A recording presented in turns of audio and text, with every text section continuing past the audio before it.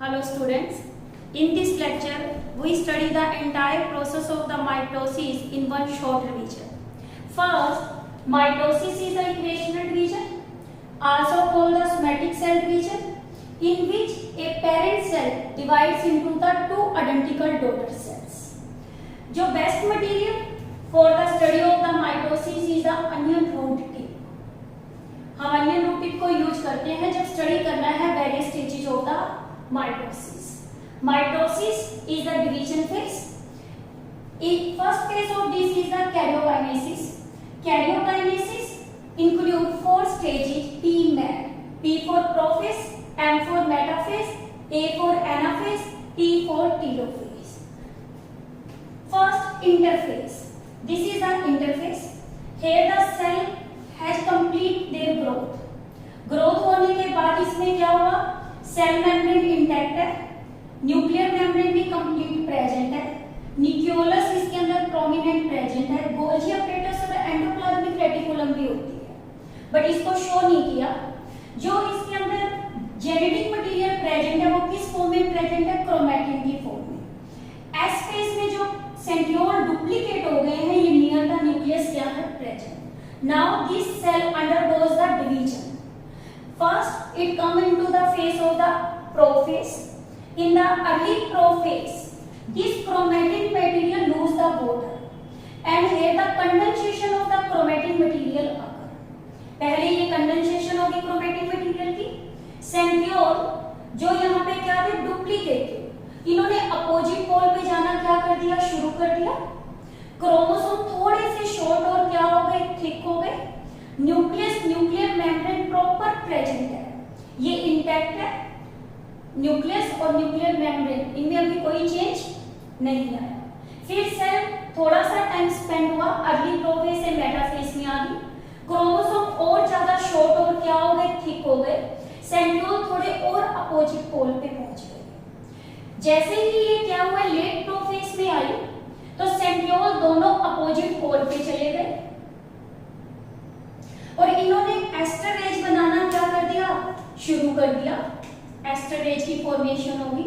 Ester as formation जो poles पे होती है वो सिर्फ किस केस के अंदर होती है? एनिमल्स के केस में. इसीलिए एनिमल्स में इसमें बोलते हैं एम्फीएस्टर, क्योंकि प्लांट के केस में सेंट्रियोल क्या होता है? एब्सेंट होता है, तो वहां पे कोई भी एस्टर नहीं बनता. प्लांट के केस में ये कैसा केस होता है? एनेस्टर. जब लेट प्रोफेज हो गई, न्यूक्लियर मेम्ब्रेन इसकी क्या हो गया? डिसइंटीग्रेट होना स्टार्ट हो गई. न्यूक्लियोलस भी इसका क्या हो गया? डिसइंटीग्रेट हो गया. क्रोमोसोम में अब 2 क्रोमैटिड्स बन गई. ये दोनों क्रोमैटिड्स एक पॉइंट्स पे अटैच हो गई. इसका नाम क्या रख दिया? सेंट्रोमियर. और स्पिंडल था वो आपका क्या हो गया? फॉर्मेशन जो यहाँ पे क्या हो जाती है? स्टार्ट हो जाती है, बट कंप्लीट किस में होती है? नेक्स्ट फेज में होती है. क्या क्या बताया आपको कि प्रोफेज के अंदर क्रोमोसोम की कंडेंसेशन हो गई, सेंट्रियोल अपोजिट पोल पे जाना शुरू हो गए. फिर क्रोमोसोम की स्टेज पे कितने क्रोमैटिड्स बन गए? 2. दोनों जिस पॉइंट पे अटैच है उसे क्या बोलते हैं? सेंट्रोमियर. जैसे ही एंड आ गया प्रोफेज का, वहां पे आपका क्या हुआ? Nucleolus, nuclear membrane, Golgi apparatus, endoplasmic reticulum, चारों सेल ऑर्गेनेलिस भी डिसइंटीग्रेट हो गई. फिर प्रोफेज से ये स्टेज ने अपने आप को चेंज किया किसमें? मेटाफेज में.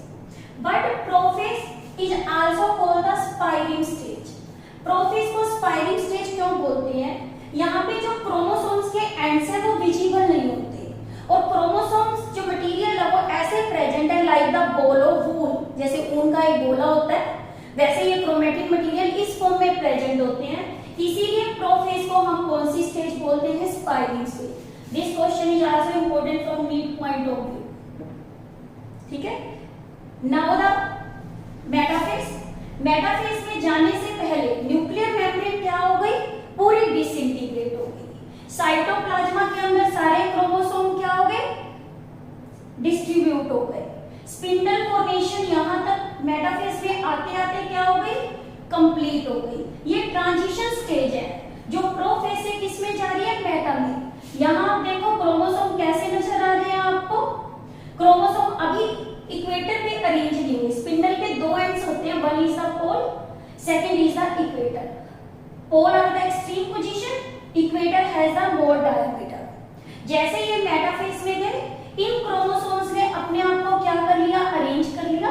इसने अपने आप को कहां अरेंज किया, इक्वेटर पे। जब इन्होंने इक्वेटर पे अरेंज कर लिया तो क्रोमोसोम्स की एक प्लेट बन गई, और ये प्लेट जो क्रोमोसोम की बनी, इसे हम क्या बोलते हैं, मेटाफेसिक प्लेट। इस मेटाफेसिक प्लेट में क्या हुआ, जो क्रोमोसोम्स के सेंट्रोमियर के बाहर जो स्ट्रक्चर प्रेजेंट है, इसे हम क्या बोलते हैं, काइनेटोकोर। काइनेटोकोर की हेल्प से दोनों पोल्स की तरफ स्पिंडल फाइबर जो आपके हैं, इन्होंने इसको क्या कर दिया, अटैच कर दिया। स्पिंडल फाइबर की फॉर्मेशन किसमें हुई थी, प्रोफेज में।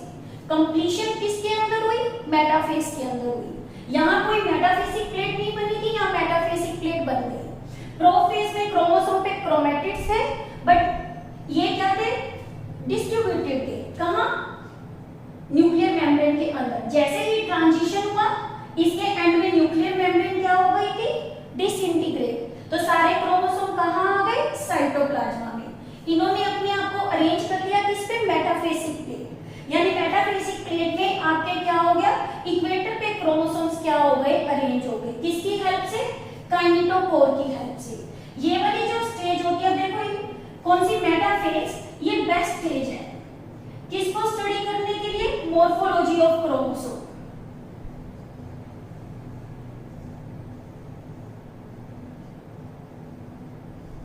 ठीक है, और इसी में हम जो कैरियोटाइपिंग करते हैं, क्रोमोसोम की स्टडी करते हैं, कैरियोटाइप, और इडियोग्राम बनाते हैं, वो भी हम किस स्टेज के ऊपर बनाते हैं, वो भी मेटाफेज पे बनाते हैं। ठीक है, जैसे ही ये मेटाफेज बनी, इसके बाद ये सेल अपने आप को नेक्स्ट फेज में लेके जा रही है, जिसे क्या बोलते हैं, ana. Pro mean early, meta mean mid. Ana का मतलब क्या होता है, अप स्टेट का क्या मीनिंग है, यहाँ पे जो ये मेटाफेसिक प्लेट बनी हुई थी, इसमें क्रोमोसोम अपोजिट पोल पे क्या थे, अटैच थे। किसकी हेल्प से, काइनेटोकोर। इधर आने के बाद सेंट्रोमियर क्या हो गया, स्प्लिट हो गया। जो क्रोमोसोम्स अरेंज थे मेटाफेसिक प्लेट पे, उन्होंने अपने आप को क्या कर लिया, स्प्लिट कर दिया। अब ये अपोजिट पोल पे जाना क्या हो गए, शुरू हो गए। जब ये अपोजिट पोल पे जा रहे हैं, तो किसकी वजह से जा रहे हैं, एनाफेसिक मूवमेंट। ये एनाफेसिक मूवमेंट इसमें किसकी वजह से होती है, स्पिंडल फाइबर की वजह से होती है, जो इसके क्रोमोसोम्स को कहां पुल कर रहा है, अपोजिट पोल पे। और इसमें देखो जो सेंट्रोमियर है, इसका तो एंड कहां है, टुवर्ड्स द पोल, और क्रोमोसोम्स की आर्म है, ये ट्रेल कहां कर रही है, बिहाइंड। यानी दोनों सेंट्रोमियर, पहले तो ये स्प्लिटिंग हो गई एनाफेज में। किसकी स्प्लिटिंग हो गई, सेंट्रोमियर की। अब हर क्रोमैटिड के पास अपना सेंट्रोमियर बन गया। अब सेंट्रोमियर किसकी हेल्प अटैच है, आपका ये सेंट्रोमियर अटैच है किससे, पोल पे। ठीक है, ये किसको फेस कर रहा है, सेंट्रोमियर पोल को फेस कर रहा है, और जो क्रोमैटिड्स है, ये ट्रेल कहां कर रही है, बिहाइंड। एनाफेज के अंदर क्रोमोसोम डिपेंडिंग अपॉन शेप अलग अलग शेप ले लेते हैं, जैसे बी, आई, जे और एन। ये किस बेस पे क्रोमोसोम्स होते हैं, सेंट्रोमियर की पोजीशन के बेस पे। ये हम पहले भी कर चुके हैं, I will mention the link in the description box और द टाइप्स ऑफ क्रोमोसोम। अब देखो जब एनाफेज के अंदर शेप बन गई, यानी कि शेप को स्टडी करने के लिए, शेप ऑफ क्रोमोसोम्स को स्टडी करने की जो बेस्ट स्टेज होती है, वो कौन सी होती है, एनाफेज होती है। एनाफेज के अंदर टू सिस्टर क्रोमैटिड सेपरेट हो गए। अब ये जो सिस्टर क्रोमैटिड पोल पे जाने लगे, अब ये डॉटर सेल के क्रोमोसोम ऑफ न्यूक्लियाई को क्या करते हैं, शो। ये डॉटर सेल बनेगी, ये दूसरी बनेगी, ये इसका क्रोमोसोम बनाएगा और ये दूसरी डॉटर सेल का बनाएगा। एनाफेज का यानी कि क्या सिग्निफिकेंस है, एनाफेज हेल्प करता है किसको, क्रोमोसोम्स को सेपरेट करने के लिए, और यानी कि ये आपका क्या करता है, क्रोमोसोम्स नंबर को क्या कर देगा, इक्वली डिस्ट्रीब्यूट कर देता है किसमें, डॉटर सेल में। यदि एनाफेज स्टेज किसी में नहीं होती, क्रोमोसोम फेल टू सेपरेट हो जाते हैं और सारे क्रोमोसोम एक में चले जाते हैं। कंडीशन अब इस केस में डिप्लॉयड ना रहते, वो कंडीशन कैसी बन जाती है, पॉलीप्लॉइडी बन जाती है। एक केमिकल है, उस केमिकल को हम क्या बोलते हैं, कोल्चिसिन। ये एल्केलॉइड है जो क्या करता है, इनहिबिट करता है स्पिंडल इनहिबिट स्पिंडल फॉर्मेशन। और ये स्पिंडल फॉर्मेशन को क्या करेगा, इनहिबिट करेगा। तो इस केस में क्रोमोसोम फेल टू क्या हो जाएंगे, सेपरेट हो जाएंगे। तो इसका काम होता है प्लांट के केस में क्या इंड्यूस करना, polyploidy. This question is also important from need point of view. Anaphase समझ आ गया। एनाफेज में आपको क्या क्या बताया, क्रोमोसोम अपोजिट पोल पे चले गए, जो सेपरेटेड आपके क्रोमैटिड्स थी अब बिहेव कर रही है किसकी, डॉटर क्रोमोसोम्स ऑफ न्यूक्लियाई की। फिर ये किसकी वजह से था, एनाफेसिक मूवमेंट की वजह से। और क्रोमोसोम की शेप यहाँ पे बी, आई, जे और कौन सी हो जाती है, एफ। इसके बाद ये जाता है कौन सा, टीलो। टीलोफेज जो होता है ये इसका कौन सा होता है, टीलो का मतलब होता है एंड, फेज का मतलब क्या होता है, स्टेट, यानी कि ये एंड स्टेट है। इस एंड स्टेट में क्या होता है, जो क्रोमोसोम्स थे ये टोटली आपके कहां चले गए, अपोजिट पोल्स पे चले गए। ये वाला फेज बिल्कुल अपोजिट होता है किसके, प्रोफेज के, अपोजिट टू प्रोफेज। यहाँ पे स्पिंडल फॉर्मेशन बनना शुरू हुआ था, यहाँ स्पिंडल फॉर्मेशन क्या हो गया, बनना आपका क्या हो गया, वो डिसइंटीग्रेट हो गया। यहाँ पे क्रोमोसोम अपोजिट पोल पे चले गए और क्रोमोसोम किसमें कन्वर्ट हो गए, क्रोमैटिन में। बट प्रोफेज के अंदर क्रोमैटिन कन्वर्ट किसमें हुए थे, क्रोमोसोम में। यानी कि प्रोफेज में कंडेंसेशन होती है, टीलोफेज में डीकंडेंसेशन होती है। इसमें स्पिंडल इनिशिएशन होता है किसकी, स्पिंडल असेंबली की। इसमें स्पिंडल फॉर्मेशन जो होता है वो कंप्लीट हो चुका होता है, अबॉलिश हो जाता है। इसके अंदर न्यूक्लियर मेम्ब्रेन क्या हो जाती है, डिसइंटीग्रेट प्रोफेज के अंदर, और nucleolus, Golgi apparatus, endoplasmic reticulum. But telophase के अंदर न्यूक्लियोलस की वापस क्या हो जाती है, फॉर्मेशन हो जाती है, और ये न्यूक्लियर मेम्ब्रेन वापस बननी क्या हो जाती है, शुरू हो जाती है। यानी कि जो टीलोफेज है अपोजिट है to the prophase in all aspect. Nuclear formation में one nuclear membrane disintegration, nucleolus formation में वहां न्यूक्लियोलस क्या था, डिसइंटीग्रेट। यहाँ सेंट्रियोल कैसे थे, अपोजिट पोल पे जा रहे थे, यहाँ सेंट्रियोल अपनी किस पे आ गए, ओरिजिनल पोजीशन पे है। और यहाँ पे क्रोमोसोम बनते हैं, यहाँ पे फॉर्मेशन किसकी होती है, क्रोमैटिन की। टीलोफेज के बाद सेल किसमें चली जाती है, साइटोकाइनेसिस में। साइटोकाइनेसिस प्लांट में भी होता है और एनिमल में भी होता है। प्लांट के अंदर ये कैसा होता है, सेल प्लेट मेथड से, हायर प्लांट्स के अंदर। बट लोअर प्लांट्स है उसमें क्लीवेज मेथड होता है, वो क्लीवेज मेथड सेम वैसा होता है जैसे एनिमल में। एनिमल में ये किस मेथड से डेवलप होती है, साइटोकाइनेसिस, क्लीवेज मेथड। जब इसके अंदर साइटोप्लाज्मा का डिवीजन हो गया, इससे कितनी सेल्स बन गई, 2 सेल्स। अब ये दोनों सेल्स फिर एंटर कर जाती है न्यू साइकिल को रिपीट करने के लिए किसके अंदर, इंटरफेस में। यानी कि इस डिवीजन के बाद टीलोफेज के बाद जो फेज था वो कौन सा था, साइटोकाइनेसिस। और साइटोकाइनेसिस मैंने बताई दोनों में ही होती है आपके, किस किस के अंदर, प्लांट्स में भी, और दूसरा किसमें बताया, एनिमल्स में। प्लांट्स में मैंने इसमें कौन सा मेथड बताया, कई लोग इसे फरो मेथड बोल देते हैं, फरो या क्लीवेज मेथड। बट प्लांट के केस में ये क्या है, लोअर प्लांट्स में तो क्लीवेज मेथड, और मेनली इसमें कौन सा होता है, सेल प्लेट मेथड। ठीक है। और इसके बाद सेल वापस 2 सेल बन गई, अब वो वापस साइकिल को क्या करती है, रिपीट। अब आता है आपका question, generation time. What is the generation time? Time interval between the 2 cycle is called generation time. Generation time. ये क्या होता है, टाइम इंटरवल बिटवीन 2 साइकिल्स। इसे हम क्या बोलते हैं, जनरेशन टाइम। मान लो आपको नंबर ऑफ जनरेशन किसी भी माइटोटिक सेल के अंदर निकालनी है, तो उसको निकालने का क्या मेथड है, x = 2 की पावर n। ठीक है। यहाँ पे n क्या है, नंबर ऑफ जनरेशंस, x यहाँ पे क्या है, नंबर ऑफ सेल्स। तो इस फॉर्मूले से हम क्या है, किसी के अंदर नंबर ऑफ जनरेशंस को क्या कर लेते हैं, कैलकुलेट कर लेते हैं। फिर देखो इसके अलावा क्या है, नंबर ऑफ जनरेशन जो हमने निकाली, इसके अंदर आपको क्या बताया कि जो हमारा फॉर्मूला है x = 2 की पावर n।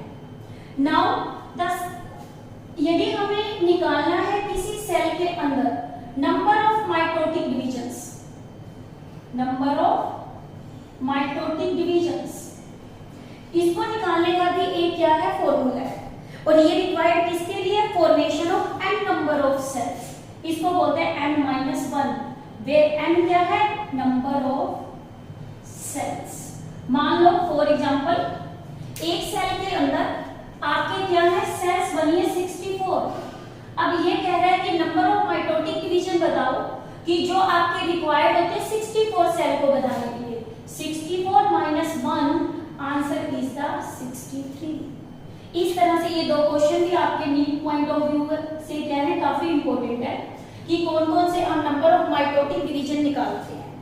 n की पावर n-1, यदि नंबर ऑफ जनरेशन टाइम निकालना है आपने, number of generation of mitosis, तो n यहाँ पे क्या है, x, 2 की पावर इसके अंदर क्या है, n। ठीक है, और इस केस के अंदर आपका क्या, नंबर ऑफ जनरेशन तो क्या है, n, नंबर ऑफ जनरेशन क्या है, n, और x यहाँ पे क्या है, number of cells, number of cells. मान लो जैसे कि आपका क्या है कि हम माने 64 आपकी नंबर ऑफ सेल्स है, 64, और इस केस में आपने निकालनी है इसकी क्या, नंबर ऑफ जनरेशंस।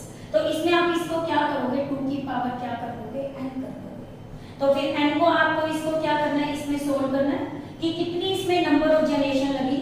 आपको पता है 1 से कितनी सेल बनती है, 2, 2 से कितनी बनती है, 4, 4 से कितनी बनती है, 8, 8 से आपको पता है कितनी बनती है, 16, 16 से कितनी बनती है, 32, और 32 से कितनी बनती है, 64।